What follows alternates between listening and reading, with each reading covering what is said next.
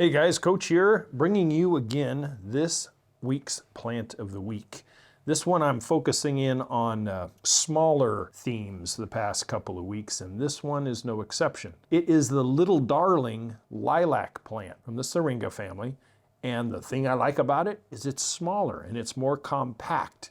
You can kind of count on a 3 to 4 foot high, 3 to 4 foot wide at maturity. Like most lilacs, it's very, very cold tolerant. It goes from zones 4 through 8. I would keep it out of the hot sun for all day if you try to go into a higher USDA zone. I really would. Up in the north, zones, I would say 6, 5, 4, 3, you go full sun without any sort of problem. But one of the things that really attracted me to this plant is that it's a 2-time-a-year bloomer.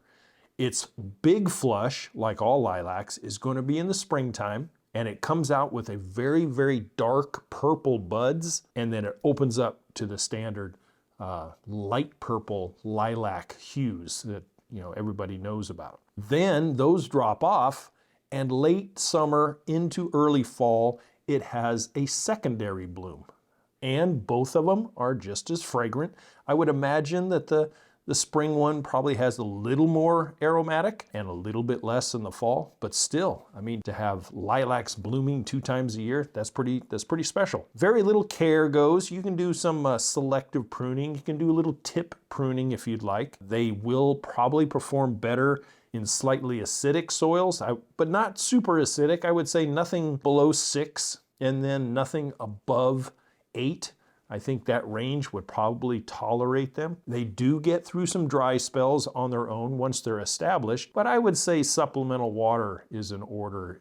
They don't like to be super dry. They really don't. Their growth habit is kind of a rounded shape to it, and most of the time, there's very little care. Now, the lilacs that I've had, the standard lilacs, I thought that the plants always performed better if you went in and deadheaded a majority of the flower buds once they're done, and you don't let it go to seed or anything like that.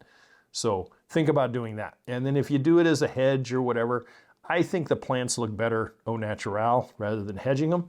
But hey, personal choice, whatever. Little Darling Lilac, I would say a good feeding just at bud breakout would be a good way of approaching it. And then again, before it goes to sleep, a nice organic slow release fertilizer would make them very, very happy. So check it out, ask for it by name, Little Darling Lilac. It's kind of an exclusive through the Monrovia plant family.